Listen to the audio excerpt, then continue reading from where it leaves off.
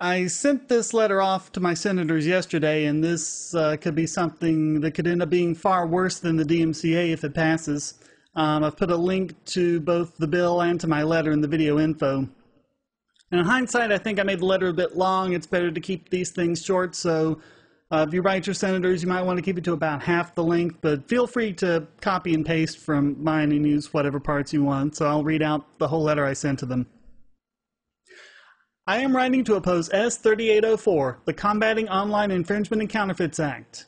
Well, at least they gave it a name. I believe that the real purpose of this act, like the Digital Millennium Copyright Act before it, has a more sinister hidden purpose. It has never been found that file-sharing sites harm the profits of content makers. In fact, studies show just the opposite. By increasing awareness of their intellectual property, they have sold far more content than they otherwise would have. The results of these studies are so consistent and so easily accessible that it is laughable to think that the media corporations are unaware of them. All of their lobbying to protect themselves from these pirates is disingenuous. The internet is free.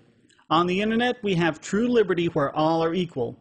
A rock band recording in a living room, an independent filmmaker with a home studio, and an amateur journalist are all on the same equal footing with the manufactured and controlled output of big media corporations. This is what they are really seeking to suppress, since file sharing allows these smaller independent players to gain attention for their product. With the DMCA, the first mp3.com was shut down, even though it required you to have a physical copy of the CD containing the music you subscribed to.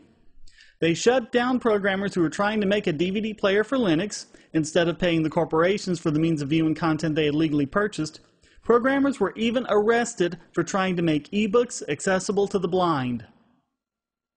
On YouTube, DMCA abuse is a serious problem. If someone posts a video opposing something you believe or criticizing your own agenda, simply file a DMCA claim, and without providing even the first shred of proof, the video is taken down.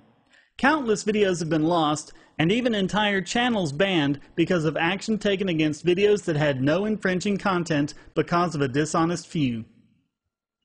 This bill would expand this to entire web domains. Under this bill, like the DMCA before it, just the claim of infringement, again no evidence required, will result in not only the removal of the infringing content, but the entire domain as well.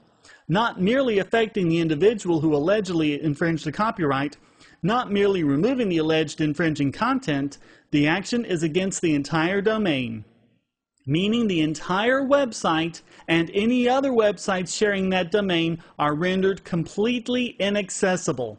People will not only be prevented from accessing the alleged, but not proved, infringing content, but also the legitimate content of independent providers for whom this is the only real means of competing against the big corporations.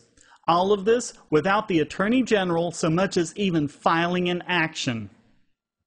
The site is declared guilty until proven innocent.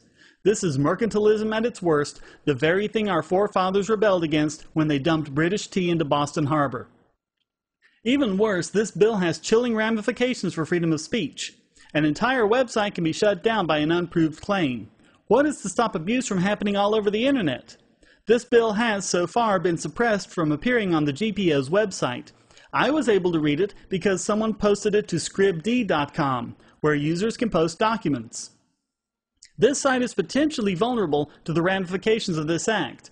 Imagine if people in Congress authoring such a bill in the future could take action against this site, or WikiLeaks, or any other such site just because they claim there's infringing material somewhere on the site. This would deny everyone the benefit of all the content on the site, including important, time-sensitive information like this. Even if some content can be shown to infringe a copyright, there can be no justification for the wholesale denial of speech. As John Perry Barlow said about the internet more than a decade ago, we cannot separate the air that chokes from the air upon which wings beat.